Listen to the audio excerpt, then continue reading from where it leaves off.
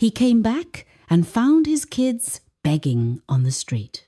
The bus groaned to a stop, and Daniel stepped off into a town that didn't remember him. 5 years will do that.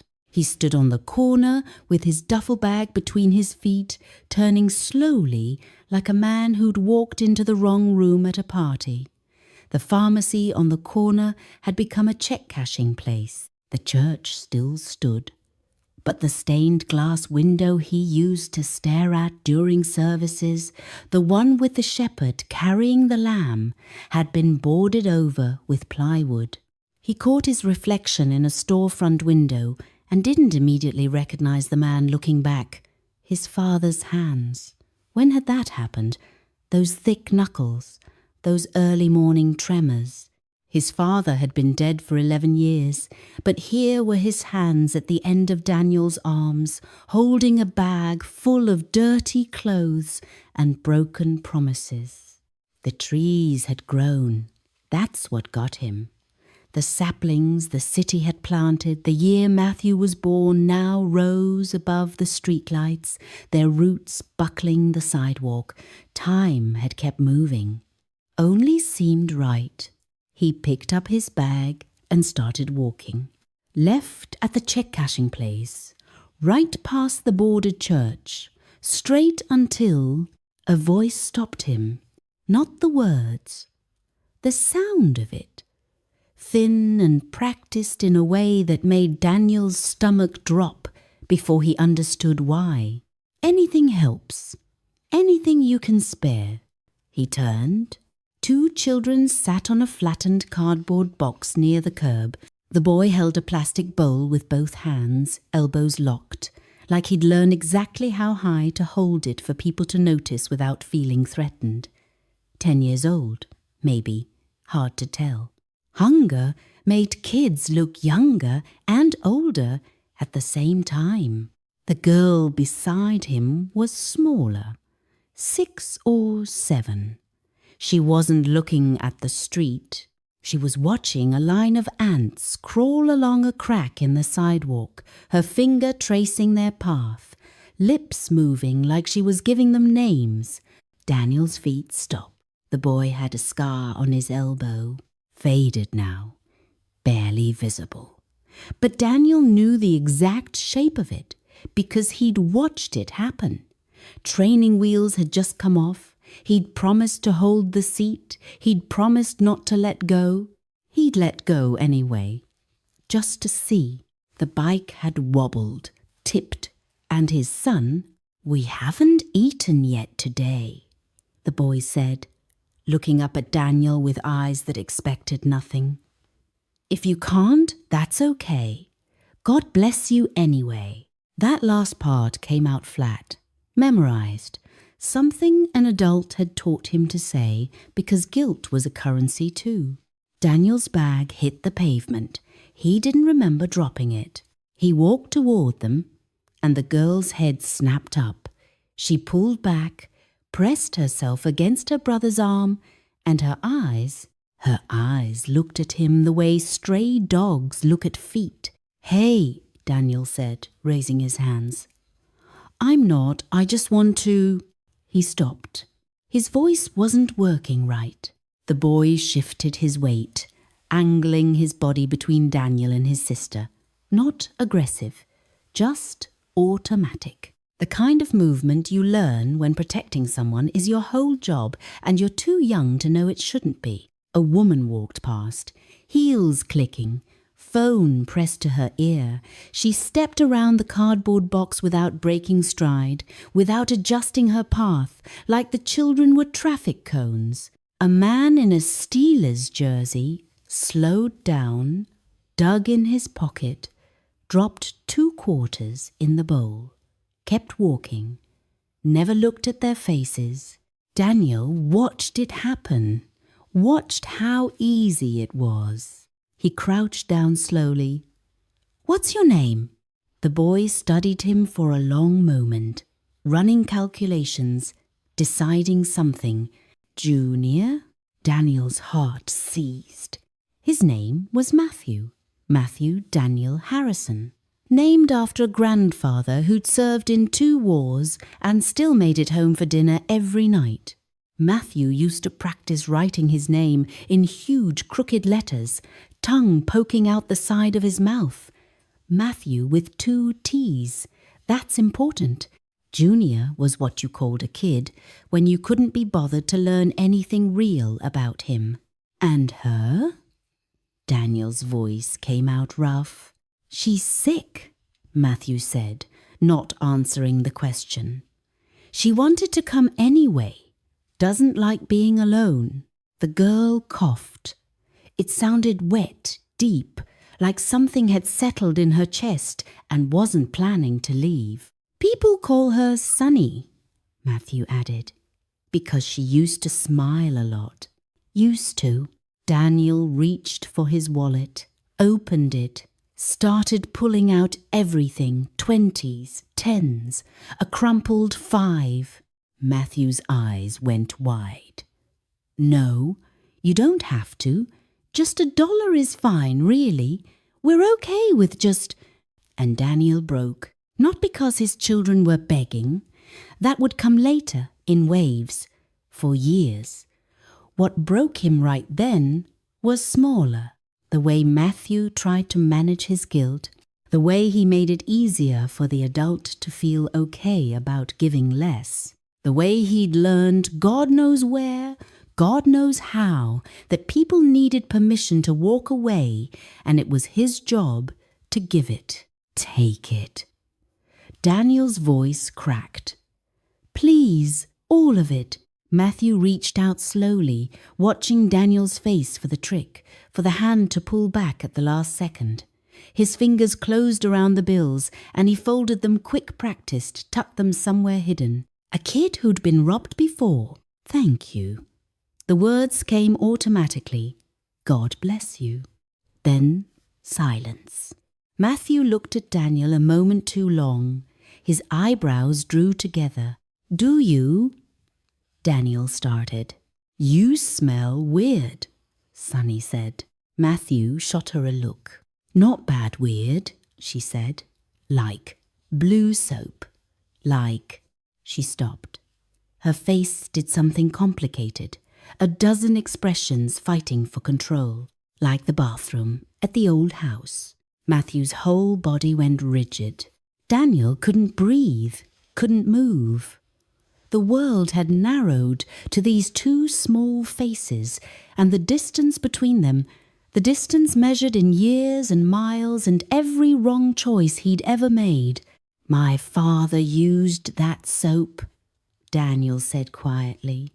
Matthew's hand found his sister's wrist, not pulling her away, just holding on. I know, Daniel said. I know what you're thinking. You're thinking, this can't be real, because if it were real, it would mean he came back. And he can't come back because he left. And people who leave don't... Stop talking! Matthew's voice shook. Stop! Sunny was staring at Daniel now. Really staring. Her eyes moved across his face like she was trying to reassemble a puzzle from memory, fitting pieces together that didn't quite match anymore. You got old, she whispered. It wasn't an accusation, just an observation. The kind of thing a child says when they're trying to reconcile a photograph with the person standing in front of them. Daniel's knees gave out. He went down hard on the sidewalk, palms scraping against concrete, and he didn't care, couldn't think about anything except the way Sunny had said, you got old, like she'd been carrying a picture of him this whole time, waiting. I'm sorry, he said into his hands. I'm so sorry. Don't. Matthew's voice cut through. Cold. Controlled. Daniel looked up. His son's face had closed off. Whatever brief opening had been there, that flicker of recognition, of hope, of something, had slammed shut. Don't do that, Matthew said. Don't cry. You don't get to cry. I know. You left. I know. You said you'd come back, and you didn't. You said. Matthew's voice cracked, and he stopped, pressed his lips together hard, breathed through his nose, got himself under control like a kid who'd practiced not crying until he'd gotten good at it. You said if I ever got scared, I could find you. I looked everywhere. Matthew, don't call me that. The words hung there. Sunny's hand crept into her brother's.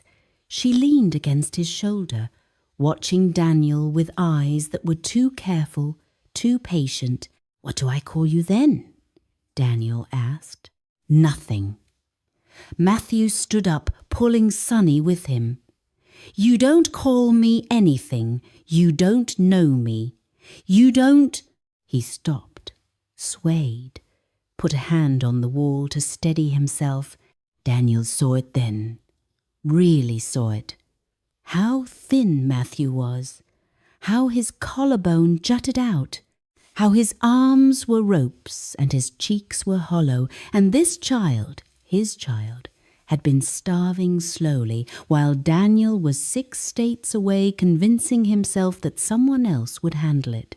When did you eat last? Daniel asked. Yesterday. Sunny's voice, small. A lady gave us a sandwich, but Matthew made me eat most of it. I wasn't hungry, Matthew said quickly. Lies. A 9-year-old's lie. The kind of lie you tell when you've decided your job is to disappear so someone else can survive. Daniel stood up slowly. His knees ached, his ribs still tender from the accident, still wrapped under his shirt, protested the movement. There's a diner, he said. 2 blocks. You can order anything, everything. I'll sit at a different table if you want. I'll leave you alone. But please, please, just eat something. Matthew didn't move. Sunny tugged his sleeve. I'm hungry. I know. Matthew, I'm really hungry. I know, Sunny. His voice softened when he talked to her. Always, even now. I'm working on it. The man wants to buy us food. The man is? Matthew stopped, looked at Daniel. Something passed across his face. The man left. I know, Daniel said. And I'm back. And I know that doesn't mean anything. I know words are just sounds. So I'm not going to say anything else. I'm just going to walk toward that diner. And if you follow me, I'll buy you whatever you want. And if you don't follow me, he took a breath. If you don't, I'll still be around every day until you believe me or until you tell me to leave. Your choice. He turned and started walking. His heart pounded. Every step felt like walking off a cliff. Behind him, silence. He counted his footsteps, 10, 20, 30. Then, so quiet, he almost missed it. The sound of small feet following. The diner smelled like coffee and bacon grease and something sweet baking in the back. Daniel slid into a booth. A moment later, Matthew and Sunny slid into the opposite side. Sunny pressed her face to the window, watching people walk by. Matthew sat rigid, hands flat on the table like he was ready to bolt. The waitress came. Older woman. Tired eyes. She looked at the 2 kids, their dirty clothes, their hollow cheeks, and then at Daniel, and something flickered in her expression. Not judgment, just recognition. She'd seen this before. What can I get you, honey? She asked Sunny. I don't know, Sunny whispered. What do they have? What do you want? Pancakes? Eggs? Burgers? Can I? Sunny looked at Daniel, then back at the waitress. Can I have pancakes and eggs? You can have whatever you want, Daniel said. And bacon? And bacon? Sunny's face did something it probably hadn't done in months. It lit up. And orange juice. The kind in the little bottles. Yeah, Daniel said, his voice thick. The kind in the little bottles. Matthew ordered nothing. He's not hungry, Sunny said. He's never hungry. He's lying, but it's the nice kind of lying. Sunny, well, you are. Can you just... Matthew rubbed his eyes. Can you just get him a burger? Please. He'll eat it if I'm not looking. The waitress wrote it down without comment. Brought waters for everyone. A mug of coffee for Daniel that he didn't remember ordering. They sat in silence. Sunny drew shapes in the condensation on her water glass. Matthew stared at the table. Daniel stared at his children and tried to memorize everything. The way Sunny's hair curled behind her ears. The way Matthew's jaw tightened when he was thinking. The small scar on his elbow that had faded but never quite disappeared. The food came. Sunny ate like she was afraid someone would take it away. Small bites, chewed fast, swallowed faster. Every few seconds, she'd glance at the plate like she was making sure it was still real. Matthew pretended to ignore his burger. Then, when he thought Daniel wasn't watching, took a bite. Then another. Then another. Daniel didn't eat, couldn't. His appetite had died somewhere on that street corner, and he wasn't sure it would ever come back. When Sunny's plate was empty, she slumped against the booth. Her eyes were heavy. Tired, she mumbled. I know, Matthew said. Can we stay here? Just a little longer? We have to go soon. The lunch rush. I'll handle it, Daniel said. Rest. Sunny looked at him. Looked at her brother. Then, slowly, let her head fall against Matthew's shoulder. Within minutes, she was asleep. Matthew watched her breathe. His hand came up, almost unconsciously, to stroke her hair. Where's your mother? Daniel asked quietly. Matthew's hand stilled. Gone. Gone where? A long silence. When Matthew spoke, his voice was flat. She got sick. In her head. After you left, she kept saying you were coming back. And then when you didn't, she said you were dead. And then she said we were dead. And then he stopped, swallowed. Then she walked into traffic. Daniel's world tilted. She didn't die, Matthew added. Not then. She was in the hospital for a while, then somewhere else, a place with locks on the doors. She sent us to live with Aunt Karen. Aunt Karen, Lydia's sister. The one who wore too much perfume and always made comments about other people's weight. What happened at Aunt Karen's? She got tired of us. Simple, like he was reading from a grocery list. Said we were too expensive, that she had her own kids to worry about. One day she put us on a bus, gave us $40 and told us to find you. Find me, Daniel thought. A child and his little sister put on a bus with $40 and told to find a man who'd vanished. That was 2 months ago. 2 months. His children had been homeless for 2 months. I spent most of the money on food, Matthew said, some on bus tickets. We kept moving because people ask questions when they see kids alone. I thought, maybe if we got here, to the old neighborhood, someone might know where you went. And no one knew. No one remembered you. Matthew looked up. His eyes were dry, hard. It's like you never existed. I started to think maybe I made you up. Like you were a dream I had when I was little and I just kept remembering wrong. Daniel opened his mouth, closed it. There was nothing to say, no defense, no excuse.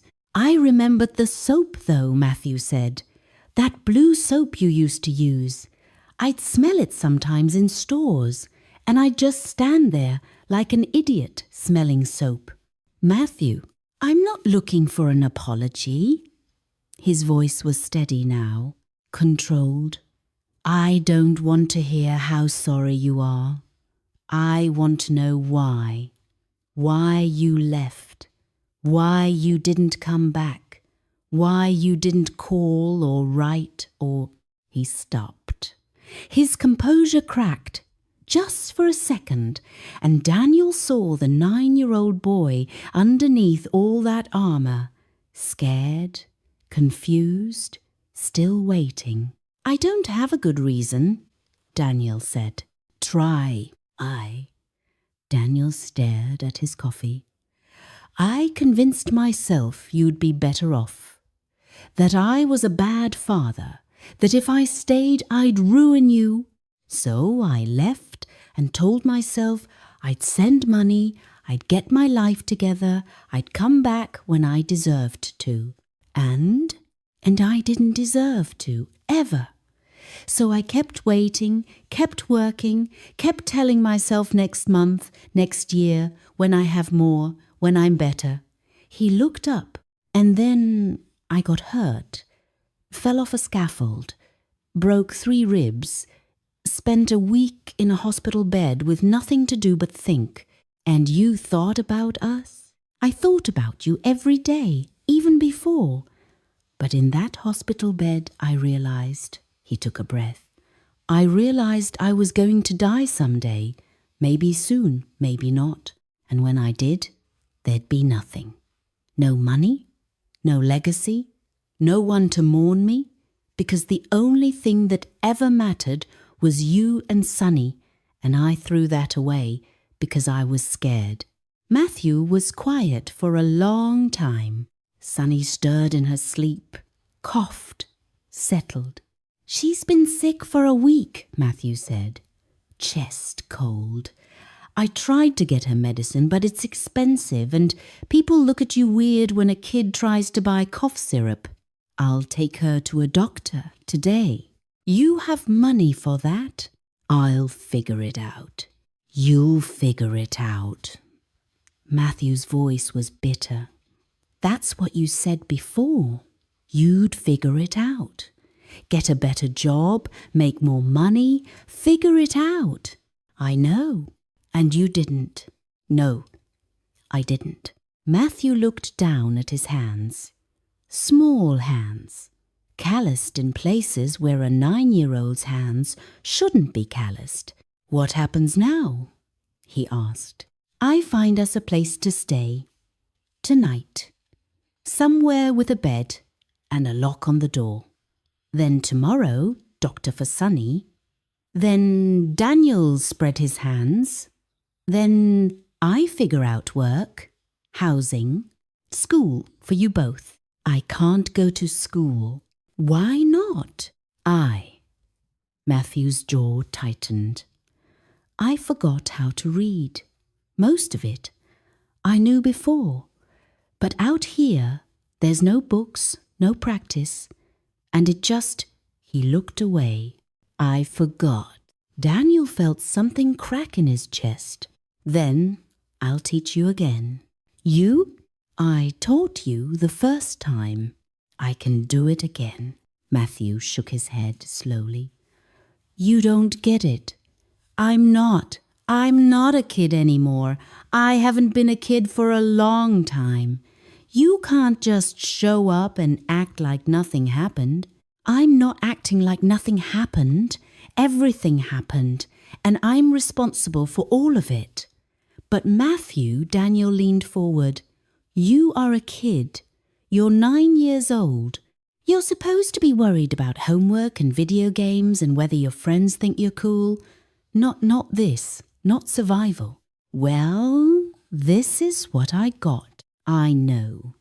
and I'm going to spend the rest of my life trying to make it right." Matthew looked at him.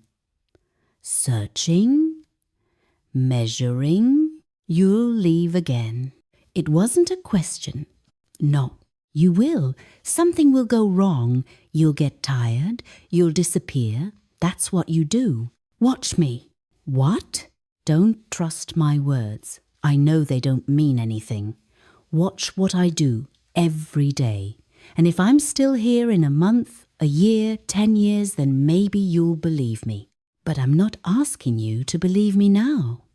I'm just asking you to let me try." Sunny coughed again, harder this time. Her eyes fluttered open. "Matthew, I'm here. I had a dream." She rubbed her eyes. "Dad was in it.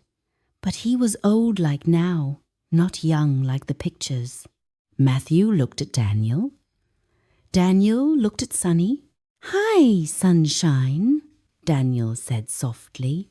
Sunny stared at him. Her face crumpled. "You came back," she whispered. "You actually came back." "I came back. I waited. Every night I waited.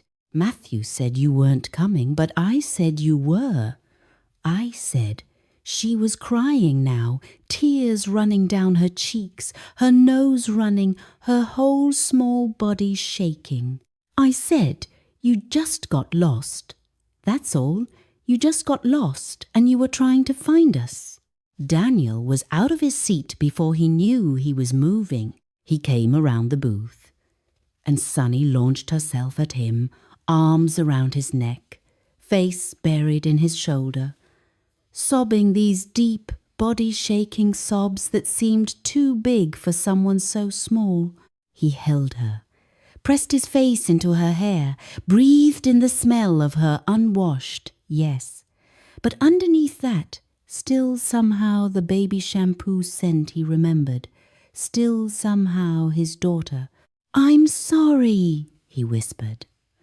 "I'm so, so sorry. Don't leave again." Her voice was muffled against his shirt. "Please don't leave again." "I won't. Promise." He pulled back, looked at her tear-stained face, at Matthew, still sitting rigid in the booth, watching them with an expression that was half longing and half fear. "I promise," Daniel said, "but don't trust that. Don't trust the word. Just watch. Okay? Watch what I do." Sunny sniffled, nodded. Daniel looked at Matthew. Matthew looked back, and very slowly, almost imperceptibly, Matthew's shoulders dropped, just a little, just enough. The motel smelled like mildew and cigarette smoke, but it had 2 beds and a door that locked, and a bathroom where Sunny could take her first real bath in weeks. Daniel sat in a chair by the window, listening to Sunny splash and chatter to herself in the tub. Matthew sat on one of the beds, legs crossed, watching Daniel. "You're staring," Daniel said, "making sure you don't disappear." "I'm not going to disappear." "That's what you said before." They'd had this exchange 3 times already. Daniel didn't mind. He'd have it 300 times if that's what it took. "What was it like?" Matthew asked suddenly. "What was what like?" "Out there, wherever you were. What did you do?"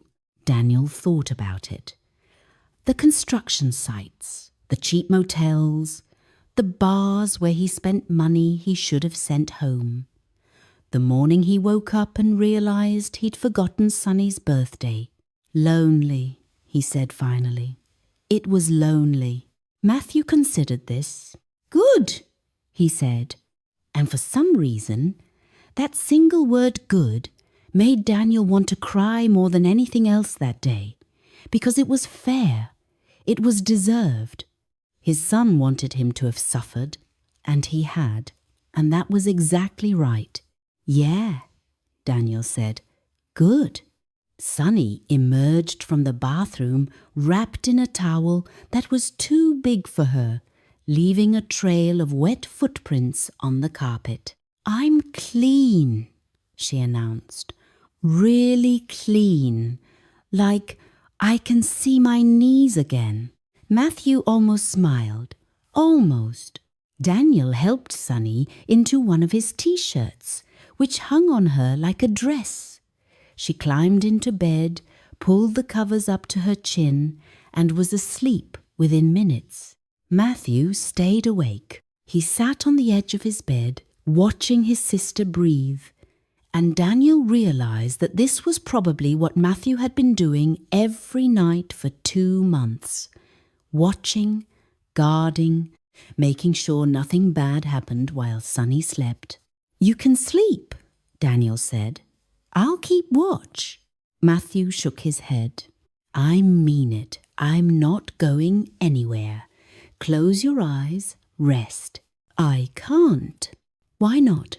Matthew was quiet for a long moment. When he spoke, his voice was very small. "Because if I fall asleep, I'll wake up and you won't be here. And I don't."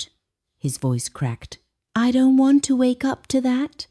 I'd rather just stay awake." Daniel moved slowly, sat down on the edge of Matthew's bed, close enough to touch, but not touching. "Then I'll stay awake too," he said, "all night. And in the morning, when you open your eyes, I'll be right here. And the morning after that, and the morning after that. For how long? Forever." Matthew looked at him, searching for the lie, the crack in the foundation, the reason this would fall apart. Daniel let him look. And finally, something in Matthew's face shifted. Not trust, not forgiveness, but the beginning of something. A door cracked open instead of slammed shut. "Okay," Matthew whispered. He lay down, curled himself around Sunny the way he'd probably done every night, protective even in exhaustion. "Dad?" The word came out rough, unpracticed. Daniel's heart stopped. "Yeah?" Matthew's voice caught.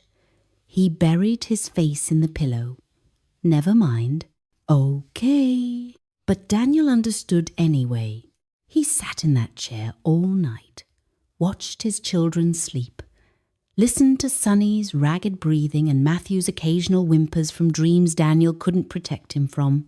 And when the sun came up, grey and thin through the dirty windows, Matthew's eyes opened. They found Daniel immediately, still in the chair, still there.